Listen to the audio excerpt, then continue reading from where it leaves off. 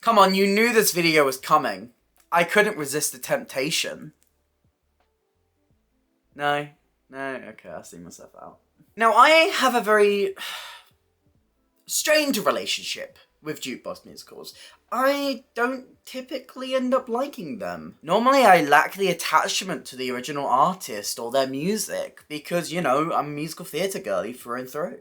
But Ain't Too Proud really impressed me in many different ways. Telling the story of the temptations and the trials and tribulations that happened between the members of their group, Ain't Too Proud is a very engaging musical. So what exactly impressed me with Ain't Too Proud? What did I like? What didn't I enjoy?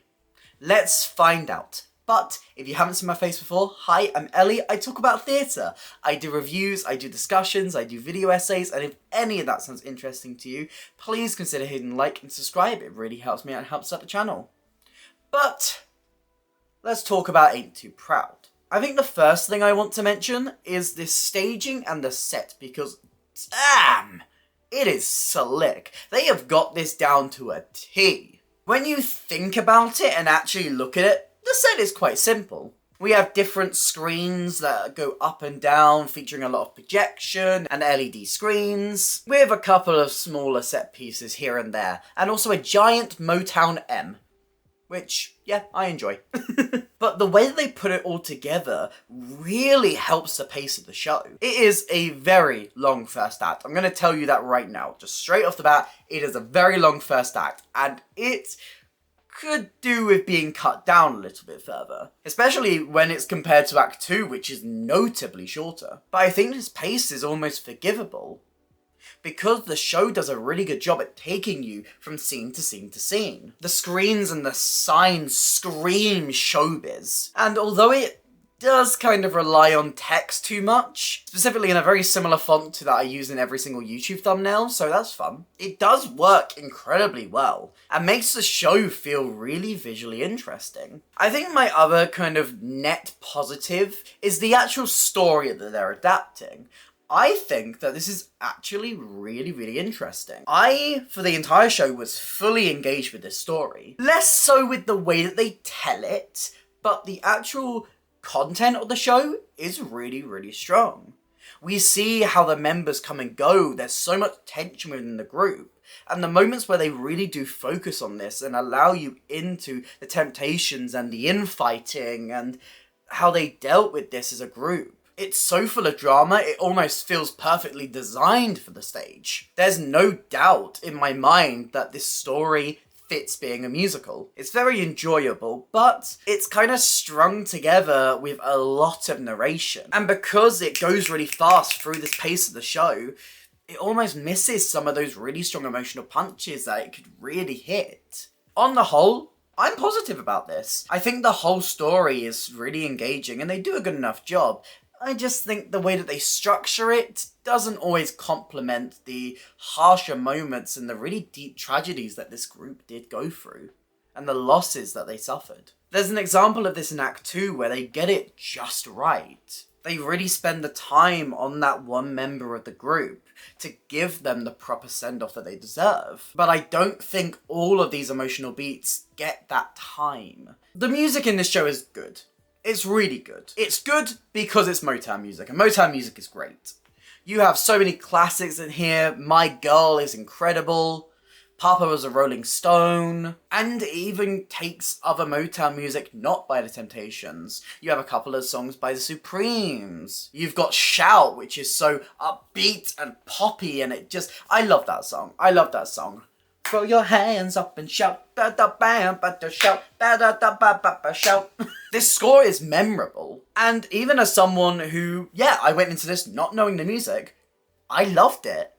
Because these songs are so timeless, and they're performed so fantastically. However, is it incorporated into a musical way? I wouldn't necessarily agree. I think that's a downside with a lot of jukebox musicals. And this is one of my main contentions of why I find a lot of the time that they don't often work for me. And it's that my favourite thing about musical theatre is that the songs tell the stories. When the characters get so emotional that they can't do anything else, they sing. They sing about their feelings. The songs in this musical are more diegetic. They are there because the characters are actually singing them. They're actually performing them, for the most part. The strongest moments in the musical is when we see those people who aren't the Temptations singing the songs. And you're seeing how the music and the lyrics can apply to other situations. For example, the song Papa Was a Rolling Stone. Having Otis Williams' son singing that adds an extra meaning to it. Tells you exactly about their relationship. And that's what I feel like is missing with a lot of the points in the musical. It's not something that outright fails the show, or something that I even think completely undermines it, but I do wish there were more moments where the lyrics were given that extra meaning. Let's talk about this fantastic cast, because just like the mantra of this show, none of these actors are above one of the others. They all get their moments to shine, they all get the spotlight. This is in their own different ways, but no one is above the group. Just like they say in the show. Safiso Mazabuko plays Otis Williams. He acts as our main narrator through the show, and I feel like this presentation makes it so that he is the Temptation that you feel most attached to as an audience member. He's the founder of the group, and he's the only remaining original member of the Temptations. It's also based on his book, so it makes sense that the musical frames it from his perspective. Mazibuko is such a fantastic lead. He has such a warm delivery and a very endearing character. Tosh Ranango Maud plays David Ruffin, a very complicated character in the musical. He is a great showman, but deals with a lot of inner demons.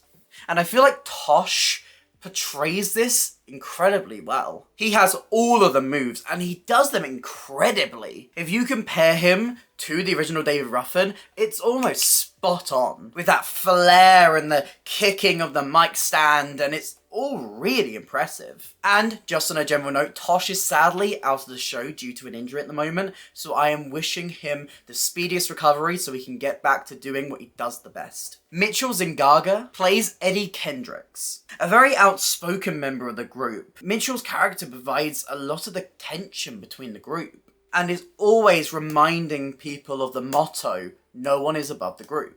Mitchell plays the tension incredibly well as having some beautiful falsetto vocals. One of my favourite numbers that he does is I'm Gonna Make You Love Me, and oh my god, it's like butter. It's so smooth and beautiful and mwah. Cameron Bernard Jones plays Melvin Franklin. First of all,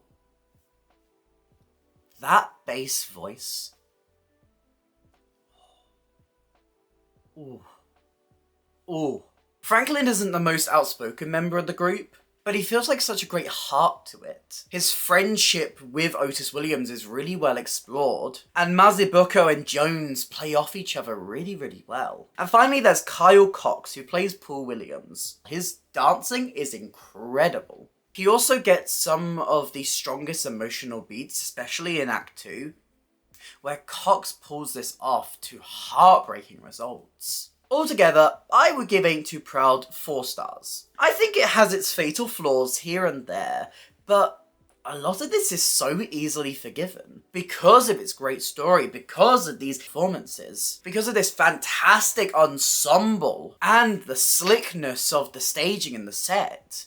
It comes together to create a really impressive musical. Could it give itself more time on some of the conflicts? Could it give itself more time on some of the emotional moments? Yeah. But if you are a fan of Motown, or a fan of the Temptations themselves, there is more than enough here for you to go in and enjoy. But what do you think? Have you seen Ain't Too Proud? What do you think? Let me know all of your thoughts in the comments down below. If you did enjoy this video, please consider hitting like and subscribe. It really helps me out and helps out the channel.